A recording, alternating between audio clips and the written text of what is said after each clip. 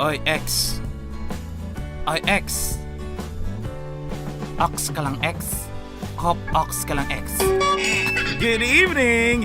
30 minutes after 8 o'clock, welcome to another Facebook Live, Roar Nation. Good evening. Para guys, magandang gabi. Today is another live content kasama si Super Kaloy live via facebook.com/SuperKaloyOfficial and of course, facebook.com/LionHeartTV at saka sa youtube.com/I'mSuperKaloy. Kung bago ka pa lang sa ating Facebook page, don't forget to like and follow our Facebook page and of course subscribe and follow our other social media accounts. And tonight we have another talk about love and life. Pag-usapan natin ulit yung kwentong puso. And of course, for this special night, we'll be let's talk about your exes naman ulit. Okay, at ang ating katanungan for the live tonight, sa tingin po natin, okay pa rin ba ang kaibiganin si ex? Generally, para sa akin, ox lang, pero there are verified reasons po, to be exact, na mga rason kung bakit hindi na muna kailangang i-friend si ex na po. Okay? Lalo na kapag bago lang po kayong naghiwalay. Kung bakit, patuloy po nating panoorin ang live video na to kasi i-discuss po natin ang 13 reasons, verified po verified reasons why making friends with your ex is not a good idea. Yes, narinig po ninyo, it's a no-no. Okay, good evening po kay asa si Zoe daw. Sabi ni Cynthia Chu dito sa YouTube. Ipangita ka, Zoe, sa mga Bisaya nating mga friends. Magandang gabi. Good evening. Today is November 25, 2020 at kayo'y nanonood sa ating live content tonight. And again, ang ating katanungan, if you want to join the live, sa tingin po natin, okay pa rin bang kaibiganin si ex? Mag-comment lang po via the comment section below o hindi kaya tumawag o mag-text sa ating call and text hotlines sa 0936-765-1374. That's 0936-765-1374 o sa 0998-386-8120. Delay yung ating SFX. Lord, ba't ganan? Okay po. And without further ado, si Curtin ni iyang classmate. Hello po. Pwede po bang mga bata dito? Lord. Okay, guidance of parents is a must. Okay, sa mga batang nanonood sa mga oras na ito, patnubay ng magulang ay kailangan. Uli, ang ating topic for tonight will be 13 verified reasons why making friends with your ex is a big no-no. Okay, may mga ba? Kung gusto nyo mag-comment lang po kayo and while I will be discussing along the way sa ating topic for tonight, I will also be reading your comments later. Okay? But let's go further and move forward sa ating topic tonight. And that will be the 13 verified reasons why making friends with your ex is not a good idea. So what do you think about the whole being friends with your dilemma problem? Most of the time, tinatanong yan palagi sa inyo, lalo doon sa ating sa mga magjowa na kaka-break lang. Lagi tinatanong sa inyo kung oks lang bang makipagkaibigan kay ex. Okay? Do you agree that we should cut our exes or your exes? Wala kasi akong ex. Inyo na lang. Sa buhay po natin, no? Do you really think that it's possible to remain friends? Yan po ang ating pag-uusapan sa ating discussion for tonight. So if you had any doubts about whether or not to stay friends with your ex, this content will help you better understand why it's not such a good idea not to stay and or make friends with your former romantic partner. Okay? Romantic kasi may something na lalo pa patungkol doon sa mga relasyon na mature ones, sa mga immature pa, dito, tabi-tabi muna tayo, para ito sa mga matured ones. So, disclaimer muna before we go ahead and discuss the 13 verified reasons why making friends with your ex is not a good idea. Hindi po lahat ng babanggitin po natin ay tama at totoo. It's still a case-to-case basis pa rin, okay? Maaring na-experience na ito ng iba o karamihan pero hindi naman nangangahulugang nilalahat na po natin. Ganun yun. Okay, let's start with our first verified reason why making friends with your ex is not a good idea. Number 1, you cannot just suddenly turn off feelings. Opo, lalo na kapag bago pa lang yung relasyon po natin, ano? Hindi agad-agad mawawala yung feelings with each other. So, hindi po pwedeng maging kaibigan agad. Tawag dito, hindi po posibleng maging kaibigan pero wag naman agad-agad sana, ano? So, you have to give time for each other to relax, to cool down, ganon.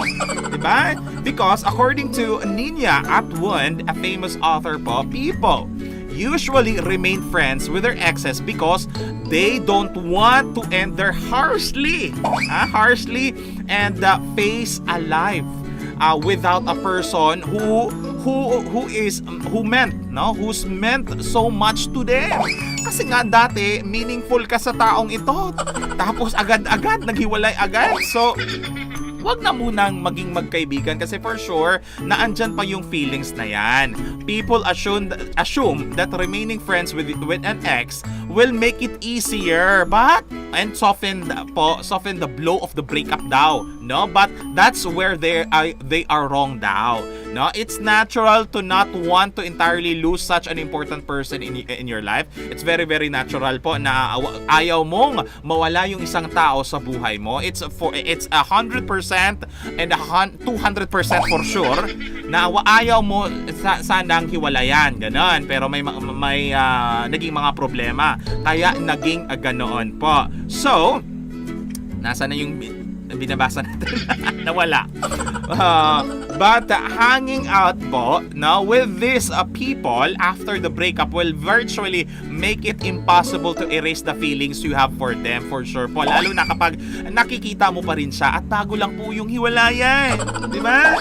Once you start feeling comfortable in each other's company again, you let down your guard and those romantic feelings may come back bubbling under the surface once again. So, may something gusto mong makipagbalikan. Ganon yon. So, nasa na yung sense nung hiwalayan na yon? Diba? Anyway, we could work things out but to the extent na kapag hindi na pwedeng i-work out, wag na po sana. Tigil na natin. Okay? Number 2 verified reason kung bakit wag na munang i-friend si ex na yan, no? It will be harder for you to move on, syempre. Diba kapag kaibigan mo si ex, lalo pat bago pa lang yung hiwalayan na yan, 100% for sure ako na hindi ka makaka-move on. Kasi naandyan siya, nakikita mo siya palagi, magkaibigan pa rin kayo. Diba? Ay nako, nakakaano to. Minsan nakaka-high blood yung mga taong puro ka na lang advice sa kanila ng ganitong ganyan pero hindi naman pinapakinggan. Diba? Sarap pagpektusan sa utak. Ganon. Diba? But before I continue, let me read some of our messages here from Jason Arellano. Sabi niya, okay naman po, may kaibigan akong ex ko at may boyfriend na rin siya. Pero may mga limitations dahil hindi mo na siya karelasyon. Siyempre, ano ba, may purpose ka ba bang ex with benefits, gano'n? O di syempre kapag nakapaghiwalayan na, wala nang something, wala nang gagawin, di ba? Tigil na lahat, gano'n. Okay, PS, may GF na po ako at alam niya na kaibigan ko si ex. Ox lang po yan kung nagkakaintindihan po tayo and you have, you have gone through a lot. Ganon, may gone through a lot, ano? Basta napagdaanan mo na lahat ng pwedeng pagdaanan patungkol sa breakup na yan. Ox lang pumasok sa pagiging magkaibigan kay ex. Pero we are talking about here with those exes na bago pa lang naghiwalay. Okay? Okay. Hopefully na-understand natin. Ipagpatuloy natin yung second verified reason natin, no? Sometimes, after a breakup daw, you cannot see things clearly. Kasi nga, ang blurred ng utak mo. For sure, hindi ka nakakapag-isip ng tama at kung anong pwedeng gawin na tama. Diba? So, and you need to give yourself time to recuperate. Lalo nung recuperate. To heal ba? Sabi ika nga, di ba? And better understand the things that happen to you. And having your ex in your life will make things harder than they already are. Mahihirapan po tayo na makapag-move on nga. Kung lalo na kapag si ex, kaibigan pa rin natin at nakikita at nakakasalamuhan natin araw-araw. Ang hirap ng ganon. So, iiwasan muna natin si ex bilang kaibigan, lalo kung bago pa lang yung breakup na yan. Unless may plano kayo makipagbalikan kay ex. Okay, number 3 verified reason that making friends with your ex is a bad idea. Number 3, sabi dito, your ex might still be in love with you. Ayan yun!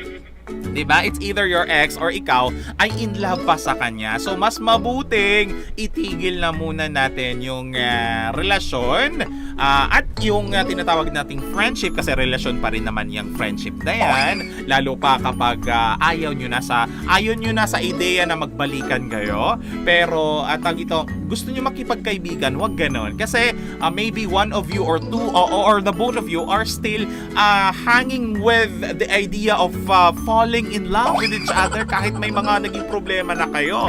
Ganon, di ba?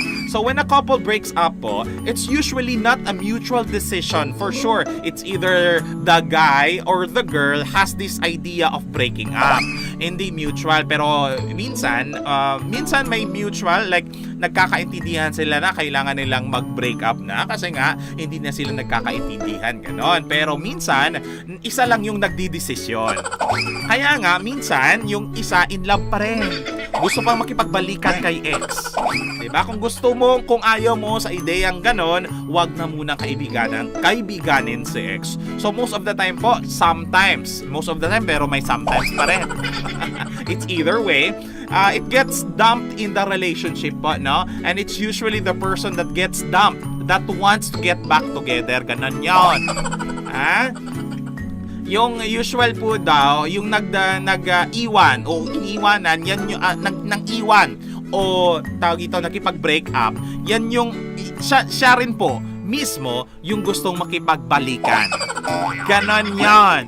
So kapag kayo nag-aaway po tayo tapos hindi naman masyadong malalim yung rason ng pinag-aawayan, pwede namang i-fix yung mga ganon. So wag na muna nating agad-agad makipagdesisyong hiwalayan agad. Kasi for sure, tawag dito, makikipagbalikan din naman.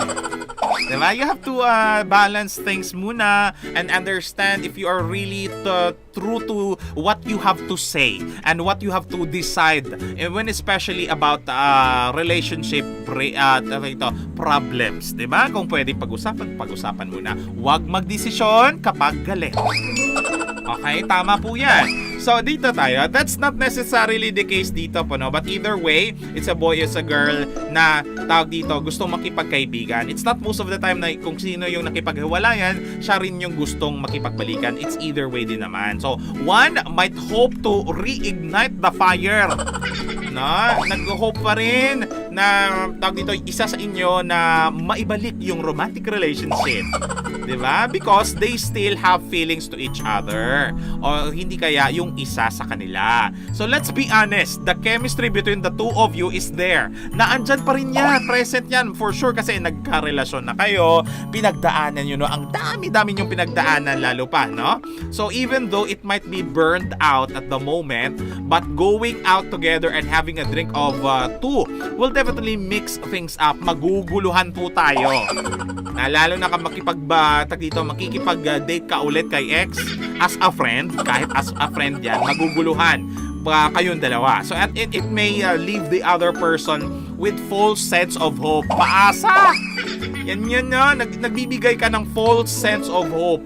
False hope for short, di ba? Huwag tayong bumigay o magbigay ng pag-asa sa tao na hindi mo naman binibigyan ng pag-asa lalo. Diba? Kasi yung tao, tawag dito, nag-iisip, gusto makipagbalikan, kaya nakikipagkaibigan. Pero at the end, hindi naman. So, chill-chill muna tayo kapag bago palang hiwalayan, wag na mutang makipag-friends sa ex mo. Okay? So, getting back together, yan yung gustong ideya kapag lalo na kapag nakikipagkaibigan ka ulit sa ex mo kapag bago pa lang yung hiwalayan na yan. Which will never end well, for sure. Hindi yan mag-e-end ng tama kapag ganyan po tayo. Kung nakapag-desisyon na po tayo makipag-hiwalayan at mag-stick na doon sa pagkikipagkaibigan, stick na muna sa pagkikipagkaibigan on a later part. Chill muna because moving on is a process. Okay? Number 4, verified reason. Bakit verified po? Because some of these reasons po came from actually sa nalimutan kong banggitin, ano? This came from nasaan na yung note ko? Nawala yung wala yung kung saan ito nanggaling, ano. But anyway, there is a study of psychologists regarding this regarding this situation between two exes going together as friends. So they have discussed this in online po, no? May study po nito pero nakalimutan kong isulat yung source ko. Sensya na, no? So number 4 na po tayo. Ito tayo sa number 4. So the reason why making friends with your exes is not a good idea, especially when you are when the relationship is still when the breakup is still very very new. So it may lead to an on again off again relationship. Okay. Kaya nga gusto niyo makipaghiwalayan kasi for good na yan. Pero ending kapag nagkipagkaibigan po tayo, there's a tendency na magbalikan tayo. Tapos pagkatapos niyan, maggulo ulit, maghiwalay ulit. Diba? Ang gulo-gulo yung dalawa. Tapos makikipagkaibigan ulit, kayo na rin ulit. Tapos maghihiwalay naman ulit. Gulo yung dalawa. Sarap yung pektosan sa heart. So after a breakup po, there will always be that lingering feelings na andyan po yan, that will make you question whether you made the right decision about breaking up with a person. So magtataka kayo, tawag dito, ba't ako nakipaghiwalay? Kapag nasa friendship tayo na relasyon, for sure, there's really a tendency na you question yourself, bakit kayo nakipaghiwalay? Kasi parang gusto ko pa tong guy na to. Parang gusto ko pa tong girl na to. Ganon. So there's a tendency na magmabalikan talaga kayo at tawag dito, na ginugulo mo lang yung utak at puso mo. Ganon yun. So, let me continue. So, and hanging out with your ex po will make you all the more confused about it. Kapag tag dito, hang out ka with your ex as a friend, naku-confuse ka for sure. Is it still whether is it still friendship o hindi kaya bumalik na yung feelings? Ganon. So dapat chill muna kapag bago pa lang yung hiwalayan. Pwedeng yung kaibigan, once again, generally pwede po yung makikipagkaibigan ka. Pero there are really reasons behind this kung bakit wag na munang makikipagkaibigan sa ex natin. Okay? So the fact that you were physically attracted to one another in the very first place will definitely lead you to an on again, off again relationship. Kayo, hindi kayo. Kayo, hindi kayo. Kanan. Parang nag-aano ka lang. I love him. Ang tawag doon, yung parang ano ba, yung mga dahon or dahon ba yun? Leaf ng ng bulaklak na kami pa ba? Hindi. Kami pa ba? Hindi. Kami pa ba? Hindi. Ganon. So, ginugulo mo lang yung relasyon ninyo. So, an off on relationship usually means that one of the partners is highly unsure whether they want to be together or not. Kasi nga, confused na kayo sa isa't isa. Kung gusto niyo pa ba ang isa't isa, kung gusto niyo pa bang makipagkaibigan o tawag dito, gusto nang makipagbalikan ulit. Ganun yun. So just keep in mind po that if someone truly wants to be with you, breaking up would never even be an option. Oo nga. Kung gusto nyo pa yung isa't isa, kanyang pagbe-break na yan, huwag nyong ikonsidera. Inuulit po natin, kapag galit ka po, lalo na kapag nasa relationship problem tayo, nasa lovers quarrel tayo, wag po tayong agad-agad magdesisyon. 'Di ba nga? Kasi nga ending niyan pagsisihan mo. Gusto mo pa siya ganon, pero nagkipaghiwalay ka na. So para kayong tanga. 'Di ba? Shoutout to Zoe Fia Melon Carrot Raquel daw. Sabi ni Jason Arellano, mahirap po talaga pag bagong breakup at makikipagkaibigan sa ex. Lalo kang masasaktan at magseselos, lalo na kapag nagkaroon na si guy o girl ng bagong relasyon. Tumpak-tumpak. May tama ka, sir. Maguguluhan ang isip mo pati yung feelings mo sa kanya at mag-assume ka na babalikan ka pa. Watching from Calamba City, Laguna. Good evening sa mga nagkiki-Facebook Live at nakiki-YouTube Live via the Facebook Lionheart TV's Facebook page. Of course, magandang gabi.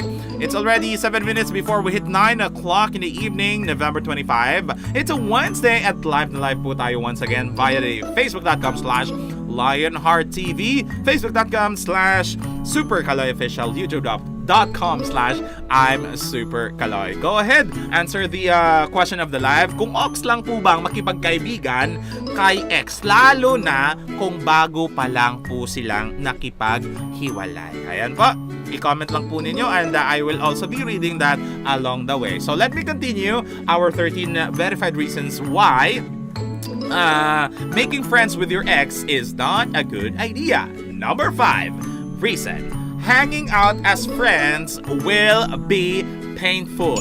Bakit masakit? Let's face it, no one likes to be watching from the first row when their ex is finding a new love and starting a new romantic relationship. Ito yung sinasabi ni Jason. Ang sakit sa damdamin na makita yung ex mo na nakikipaglandian sa iba at may bagong prospect na jojowain. Lalo pa kapag magkaibigan kayong dalawa. Diba? Masakit yon. Na? Kasi hindi naman agad-agad nawawala once again yung feelings mo sa ex mo. 'Di ba? So kailangan mong dumistansya muna para hindi ka lalong masaktan. Okay? But if you choose to remain friends with a person you were once romantic with, be prepared to deal with these kinds of situations that will always be awkward and painful to watch. Apa, Pinasok mo yung pakikipagkaibigan sa ex mo, lalo pa kapag bago lang po kayo, huwag kang magselos kasi hindi naman na kayo. Diba? Yan yun. So, dapat iwasan na muna natin sa ex para hindi tayo lalong masaktan pa.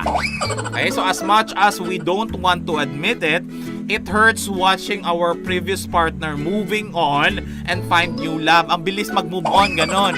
Bilis mag-move on yung gago. Diba? Sakit na, no? It really sucks, especially seeing them be in love with someone else. Ganon yun. Sakit nun. And whether you'd like to play it cool or not, it hurts to see your ex doing better than you. Oo, ikaw lugmok na lugmok, yung ex mo naka-move on na. Lalo pa kapag magkaibigan kayo, so kitang-kita mo yung tawag dito, pakikipagrelasyon niya sa iba. 'Di ba? It's really evident na masasaktan at masasaktan ka lang talaga. So, dumistansya na muna. Ganun yung. Okay, number 6, verified reason po kung bakit wag na munang makipagkaibigan kay ex, lalo pa kung bago pa lang yung hiwalayan na yan. Okay? Number 6, there is not really an upside to being friends. Wala pong positive side yung pagiging magkaibigan kay ex. Bakit? Unless you have kids, unless may mga may mga chikiting kayo o may naging chikiting kayo and or otherwise bound to spend time together or required na makipag-bonding together kasama yung mga kabataan ninyo, unless po yan, there really isn't a good enough reason to be friends with your ex. Ba't kayo makikipagkaibigan? Anong purpose nyo? Ha? Chill-chill lang, parang ganon. Ay, tawag dito, naging kayo, tapos, anong plano nyo? Gusto nyo maging ex with benefit? Ganon? So, there is always this question po, na bakit makikipagkaibigan kay ex? Unless may chikiting na kayo, may naging kabataan kayo, ano po yung rason natin kung bakit makikipagkaibigan tayo kay ex? Kasi gusto nating civil sa kanya. Pwede yung reason na yon. Pero most of the time, wag na munang makipagkaibigan. After all po, there really isn't an upside or positive side. Not really a positive one, no? Upside lang na parang more or less in between the positive and negative, ganon. To being close to someone you choose to end a relationship with. Bakit ka makikipag-close sa taong kakabago mo lang break? Diba? Bakit ka magkikipag agad-agad? Nakamove on agad? Diba? Lalo na kapag yung feelings nyo sa isa't isa naging totoo din naman. Hindi naman agad-agad, hindi naman automatic na nawawala yung. Diba? So chill-chill muna. Huwag na muna makipagkaibigan sa ex na yan. So even if you think it's the mature and grown-up thing to do after a breakup, yes po, it's really a mature one to do. If you want to to be civil with someone, especially after a breakup, it's still very good to be friends with, but not with a new breakup po. Because the far better solution would be to cut ties. Putulin na po yung relasyon na yan kahit makipagkaibigan po with that person and just go your own separate ways. May kanya-kanya kayong buhay. Pagpatuloy nyo yung kanya-kanyang buhay po natin. Not unless gusto nyo pang makipagbalikan. Diba? Remaining close with them or with those former relationship would eventually bring unresolved issues, lalo na kapag ang dami yung mga issues sa buhay na hindi nyo na fix. Mababalik po yun. Mariremind ka doon sa mga mga problemang dating hindi nyo na-close o walang closure. Diba? And you'd risk getting hurt over and over again. Opo, masasaktan at masasaktan ka ulit, paulit-ulit. Kung gusto nyong masaktan ulit, sige, go. Pero kapag ayaw nyo nang masaktan, kasi nga, ito yung mukhang yan, ng ex na yan, magre-remind yan mismo yung sakit kahit minahal mo pa siya. Diba? Yun yun. Next up, number 7. Number 7, verified reason why making friends with your ex is a bad idea, especially when you are still new to breaking up with this person. Okay? Number 7, it will prevent you from being open to new relationships. Opo. No, it will hinder you. You will be you will be stopped from looking for someone new. Kasi nga na-stuck ka sa kaibigan mong ex mo pala. 'Di ba? Nasa ang ideya na maghanap ng bagong kaibigan o special na kaibigan hindi mapupurso kasi nga magkaibigan pa rin kayo ni ex. Naandyan pa rin yung feelings na yun. Diba? After one relationship ends po, you should let yourself have the necessary space na tinatawag to mend, to heal from the breakup and eventually get back out there in a dating world. Lumandi ka pagkatapos ng moving on na yan.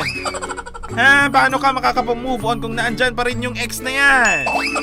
Paano ka makikipaglandian? Ganon yun. But hanging out with your ex would and will not do you much good. Okay? And it will definitely be weird for your potential partners. Ang weird noon while looking for someone new to have a romantic relationship with, nandyan pa rin yung ex mo. Lalo kapag kasama mo sa date.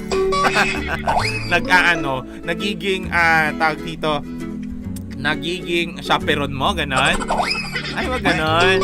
Pwede po yan after some time, pero for relationships na kakabreak lang, wag ganon. Na parang wala lang sa'yo, parang wala lang sa inyo, parang hindi kayo nagka-inlaban, ganon. You have to make you and your ex have a space. Okay? Lagyan nyo ng space. Imagine having to explain to your new partner. Opo. Imagine po ninyo na mag-explain pa kayo. Sino yung kasama ninyo? Yung chaperone na yan. Ex niya pala. Diba? That you are spending a lot of your time with. Diba? They will probably think that you're still hang up to them and that you're not ready for something real. Pang bulabog lang kasi gusto pang makipagbalikan. So that's a definite red flag po. It's a no-no and a deal breaker for many suitable potential partners that will not move you to another new relationship. And as much as we don't want to admit, no, hindi natin masyadong i-admit na ito talaga yung pinaka-rason kung bakit nagkikipagkaibigan ka pa rin sa ex mo. We'd be fooling ourselves. Niloloko lang natin yung sarili natin sa ideya na being friends with an ex will work. No, it will not work for the very bago lang, kapag bago lang. No, hindi yan magwo-work. Unless hindi kayo nagmahalan. Hindi tunay yung pag-ibig nyo sa isa't isa dati. Ganun yun. So sure, there are rare cases po where it's possible, no? It's very rare na close masyado yung mag-ex. It's very rare because most of the time, lalo kapag walang closure, lalo kapag malalim yung rason ng hiwalayan, hindi po nakikipagkaibigan yung mga ex na yan. But generally, the idea is that you should definitely avoid being friends with your former romantic partner. Kaya nga, gusto mong makipagrelasyon sa bagong mga tao sa buhay mo, o hindi kaya, gusto mong i-end na talaga yung relasyon nyo between you and your ex, kahit magkaibigan pa, itigil mo na. Ganon yun. Okay? Sabi ni Des Precious, I remember Basha and Popoy lines. Ano po yung lines na yan? At ating babasahin. Pabati po kay April Gregorio. Good evening. Sabi ni Des Precious, kaya mahirap maging boyfriend-girlfriend with the same circle of friends. Tapos at the end, di naman pala kayo magtatagal. Nga po, napakahirap kapag you have the same circle of friends. Lalo pa, yung pinanggagalingan po natin is pagkakaibigan na nagkaibigan, ganon, at ulit naging magkaibigan kasi nagkahiwalayan. No, ang hirap-hirap ng ganon, pero pumasok ka pumasok ka sa ganyang sitwasyon, otong. That's the outcome of relationships na hindi talaga nag-work at hindi mag-work. Dapat intindihin natin, hindi lahat ng relasyon kesyo nagsimula sa magkaibigan o hindi. Kapag hindi kayo nagkakaintindihan at nagkaroon ng problema at hindi talaga inaayos yung mga problema, for sure ako maghihiwalay kayo. 5 minutes after 9 o'clock, let us continue. We are on number 8 reason. Verified reason po ito, ha? Kasi may mga studies ito online pero nakalimutan ko yung sources ko. Kung bakit nga ba it's not a good idea to make friends with your ex. Lalo pa kapag bago pa lang yung hiwalayan na yan. Number 8, you should respect your new partner. Ito po yun. Kapag may bago na kayong karelasyon, tapos nakikipagkaibigan pa rin kayo sa ex mo, irespeto mo naman yung bagong karelasyon mo. Anong iisipin niya? Diba? In most cases, magkakaproblema talaga. Pero good for those new partner na dito malawak yung understanding sa mga bagay-bagay, lalo pa kapag friends yung pinag-uusapan. Kapag friends is friends lang dapat, 'di ba? Kapag wala namang something. So if you happen to meet someone new po, kung may bago kang relasyon, be respectful po. No? Ikat na natin yung mga relasyon na kahit magkaibigan man sa mga exes natin. So you talking to your ex will make your new partner extremely uncomfortable. Hindi po komportable yung bago mong karelasyon, lalo pa kapag nakikipagkaibigan ka pa rin sa ex mo. So, why make things weird? Bakit mo, tawag dito, ginagawang awkward yung situation between or among you three? Diba? So kung gusto mong makipagrelasyon sa bago, bitawan muna yung dati kahit kahit yung pagkakaibigan na yan, bitawan. Okay? Next up, number 9. Verified reason why making friends with your ex is not a good idea. You will end up sleeping together. Ayun yun! Anong ginagawa kapag nagsisleep together in one bed? And you are already in your right age? Nag-e-eksperimento pa ba? No, kapag magkaibigan kayo, may something. Ex with benefits. Di ba? So if you seriously think that the two of you can hang out, get drunk, and not hook up again, you are wrong. It's very hard to keep a secret platonic relationship with someone who you have been and possibly still are physically attracted to each other. So everyone knows that that booty cooling, yung tawag dito, landian ninyo kay ex mo is really a forbidden thing and territory. Do not do it. Kahit mag-ex kayo, wag nyong wag kayong kumopya sa mga palabas na ex with benefits. Kasi mali po 'yon, lalo kapag may bago kang jowa. Mali po 'yon. Diyos ko Lord, tigilan nyo na yung tinatawag na friends lang kaya kami. Friends lang, wata oy. Toryahe ko. Sa Bisaya pa. Dito tayo sa number 10, the reason po na kung bakit wag na munang makipagkaibigan sa ex na yan. One will always have hopes. Yung tinatawag nating pag-asa at paasa na makikipagbalikan or getting back together gono o kono. There's still this idea na nakikipagkaibigan ako kasi baka pwede pa. Yan yung pinaka-reason nila. So, kung gusto nyong itigil na, huwag nang makipagkaibigan kay ex. So, when a couple breaks up po, it's often not a mutual decision. So, inuulit-ulit to. Nabanggit ko na to kanina pala, So, we are... Bakit naulit-ulit to? Okay. So, basahin lang muna natin, nabanggit ko na to. And most of the time, the one person who dumps another person, siya yung makikipagbalikan daw. So, consequently, the person who has been dumped wants to get back together because they still have these feelings for the other. Or the other way, or kayong dalawa may feelings pa. Diba? Staying friends with your ex because you feel bad for them will make them suffer even more in the long run. Po. Kasi nga, nasaktan mo daw, kaya kakaibiganin mo lang, pero at the end, nasasaktan mo pa rin yung tao na yon. Kasi, magkaibigan pa rin kayo. At lalo na kapag hopeful yung isa na pwede pa makipagbalikan sa kanya, pero sa'yo, hindi na. So, dapat itigil mo na yan kahit yung pakikipagkaibigan na yan. Number 11, sa ating listahan na verified reason kung bakit wag na munang makipagkaibigan kay ex. Staying friends won't make the breakup easier.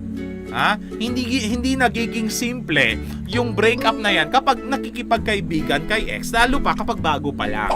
Sometimes, the decision to stay friends makes us believe that our breakup will go smoother. Yung ideya na, yung breakup na yan, magiging mild lang, move on ako kapag nakikipagkaibigan ako sa ex ko. Hindi po. No, we won't have to deal with the pain of not seeing or hearing the person who you have gotten used to because we can be friends. Yung ideya na we can be friends. Huwag po nating isipin na yung sakit mawawala. Pero naandyan yan kapag nakikipagkaibigan kasi naririnig mo pa rin siya. Nakikita lalo na. No? This is the reality. It's a temporary fix lang po that we do more damage than good in the long run. No? Mas lalong lalala kapag nakikipagkaibigan ka sa tao na for sure, wala din naman kayong naging closure. So, itigil-tigil muna natin kahit friendship na yan. Okay? Number 12, verified reason po kung bakit bad idea yung makikipagkaibigan kay ex. It's just unnecessary. Na? Anong silbi ng pakikipagkaibigan na yan? The question, why would you want to be friends with your ex anyway? So, tinatanong natin, bakit ka nakikipagkaibigan kay ex? Not unless may plano kang makipagbalikan. Yun yung pinakarason nila bakit sila nakikipagkaibigan kay ex. That's just my opinion. Not everyone has this kind of idea, but some. Okay? So you have other friends hanging out with them instead. Huh? There is absolutely no reason to stay friends with your ex unless you have business or kids together. Ito yung sinasabi natin. Wala kang rason makipagkaibigan sa ex mo kapag wala kayong anak o hindi kaya negosyo o mga tawag dito, connection, ganon. Ha? Ba't kayo makikipagkaibigan sa taong wala naman talaga ng connection? 'Di ba? Lalo na kapag hindi naman na talaga kayo dapat mag-usap pa. So, itigil nyo na. It's totally acceptable po to cut them out of your life for good. Kasi nga, wala din naman kayong business to talk about. Hindi kayo negosyante, for sure. Tigil nyo na. Number 13 and last verified reason kung bakit wag na munang makipagkaibigan kay ex, lalo ba kapag bago pa lang yung relasyon ninyo, no? You really want to stay friends. This is not really a verified reason po, but a good reason for you to be friends on Facebook instead or social media. O saan po makipagkaibigan sa social media? Gusto niyo pang makipagkaibigan? Go sa social media lang po. Huwag sa personal. Stay friend buddies on Facebook. On your social media accounts, walang problema po yan. This kind of friendship can totally work. Yung online. Pero huwag makipaglandian kay ex. Okay? So, a good idea would be to also unfollow their posts and updates. Opo, pwede yung makipagkaibigan, pero wag mo nang i-stalk si ex. So that they don't sneak into your feed o lumabas yung mga pinagpo-post nila kasi masasaktan ka pa rin. So kung gusto mong kung ayaw mong masaktan, o itigil-tigilan nyo na yung pakikipagkaibigan kay ex na yan. Lalo pa kung ayaw mo naman na sa kanya. Diba? Disclaimer ulit, hindi lahat po ng nabanggit po natin ay tama, totoo. It's still a case-to-case basis pa rin. Okay? Maaring na-experience na ito ng iba o ng karamihan pero hindi naman nangangulugang nilalahat na po natin ito. Ox lang po ba? Okay, I hope we have understood our 13 verified reasons why making friends with our ex is not a good idea. Opo. There are actually studies, verified studies po patungkol sa relasyong magjowa na nag-break tapos nagkikipagkaibigan. There are studies po pero nakalimutan ko lang yung source. Pero, what do you think po about those problems between the question whether is it really better to make friends with your ex or not? What do you think po? I-comment lang po ninyo by the comment section below. Generally, it's really good to be friends with to whomever. Kesyo ex mo yan o hindi, ox lang po makipag-friends pero not the close ones. Huwag makipag-best friends kay ex. Lalo kapag bago pa lang po kayo nakipaghiwalay at walang naging closure. At hindi mutual yung understanding ng pakikipaghiwalayan. Kasi lalo ka lang masasaktan. May plano kang makipagbalikan kay ex mo, go ahead. Hindi po natin tinitigilan o pinipigilan yung mga taong gusto makipagbalikan kay ex. Huwag mo lang daanin sa pakikipagkaibigan kung gusto mo namang jowain ulit. Jowain mo agad, huwag mong kakaibiganin. Kapag yung pinaka-goal mo naman is yung pakikipaglandian ulit. 'Di ba? It's very I know it's very simple to say, but it's really hard to do that between exes po, no? And hindi naman very easy, no? Hindi naman madali makipagkaibigan agad-agad sa ex mo.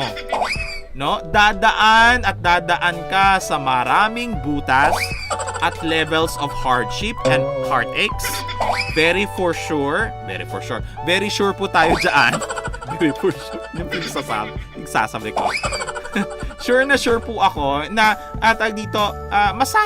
masasaktan tayo, lalo kapag bago pa lang yung heartbreak pala na pinagdadaanan natin. Ha? Ang atin lang pong pinaka-goal dito maintindihan na kung kailan pwedeng makipagkaibigan at kung kailan hindi. Ang tanong, kailan ba pwedeng makipagkaibigan kay ex? Kapag nahil na po tayo. Kapag wala na po yung sakit. Pero for sure, minsan din, in most cases, kapag nakita at narinig natin yung boses ng mga exes natin, lumalabas ang lahat ng issue nyo sa buhay. At yung dati yung pinaghiwalayan at yung mga unclosed and finished business. Diba? So, mas okay na wag na lang nating ibalik yung mga bagay na yun sa pamamagitan ng pagdistansya sa kanila. Diba nga, kung gusto mong tumahimik yung buhay mo, ay tigil-tigilan mo na lang yung pakikipag-ugnayan sa ex mo. Para goods ka na. Para hindi ka na masaktan pa. Ito yung pinaka-goal natin para hindi ka masaktan sa mga bagay-bagay na pinagdadaanan mo, lalo pa sa mga oras na ito. Kasi hindi naman simple ang pinagdadaanan mo, for sure, no? Kasi lahat ng tao, lalo pa kapag nasa relasyon at magulong relasyon, for sure, pagdadaanan mo lahat ng sakit sa buhay, no? Kung willing ka man na ibahagi yon sa iba, ibahagi mo, at least males po yan. Pero wag mong wag mong bigyan rason. Huwag mong bigyang rason para ulit-ulitin niya yung sakit na yon sa pamamagitan ng pakikipagkaibigan. Kasi lalo na kapag may purpose yung pakikipagkaibigan niya sa iyo. Kasi nga jujuwain ka ulit. Shoutout to Erickson Villafuerte Miranda. Sa lahat ng pakikipag-shout at sa mga exes nila. Shout out to your ex! Maraming salamat sa pakikipag Facebook Live, Roar Nation, and of course pakikipag YouTube Live, pare guys. Good evening once again. Live po tayo via facebook.com/LionHeartTV, facebook.com/SuperKaloyOfficial, and of course youtube.com/IamSuperKaloy. Paki-like, paki-follow, paki-subscribe sa ating social media accounts para updated ka sa mga bago nating live content at para matuto at makaintindi ng mga bagay-bagay sa buhay. Kasi gusto natin, minsan sa buhay, gusto nating may manampal sa atin para magising sa katotohanan sa buhay. At kung gusto niyo i-share yung content ng live content na ito para sa iba at maintindihan din nila yung patungkol sa friendship with ex na yan, i-share mo sa kanila para maintindihan din nila. Okay? Ox na tayo. Okay, ox na tayo sana. And if you have with you other comments, suggestions, and of course, para sa ating mga next live content, paki-comment lang po yan via the comment section below. O hindi kaya i-text o itawag sa ating official hotlines. 21 minutes after 9 o'clock, Roar Nation, November 25 today. It's a Wednesday. Every Wednesday po tayo nagla-live sa Lionheart TV. And of course, don't forget, if you have not casted your votes for Roar Awards 2020, please do go ahead and watch the video regarding kung paano bumoto sa inyong mga paboritong couples, paboritong artista, paboritong social media artists, and of course, lahat-lahat na ng binibigyan ng parangal para sa Roar Awards 2020. Very, very soon po yan. And the last voting will be November 30, 2020. Kaya humabol na sa pagboto sa inyong mga paboritong personalities online and in the real world as well. Maraming salamat, Roar Nation and Barikoy, sa pakikisali sa ating Facebook Live and YouTube Live.